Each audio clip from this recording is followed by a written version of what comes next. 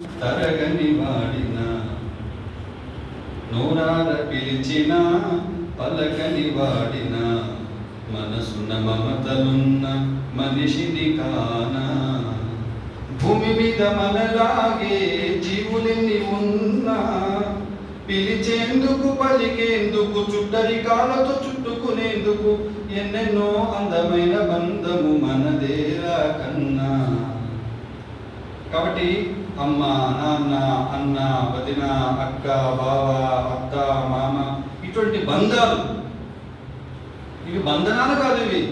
ఈ బంధం వెనకాల ఒక శక్తి ఉంది, ఒక బలం ఉంది. అవి మనిషికి ఒక కాన్ఫిడెన్స్, విశ్వాసాన్ని ఇస్తాయి.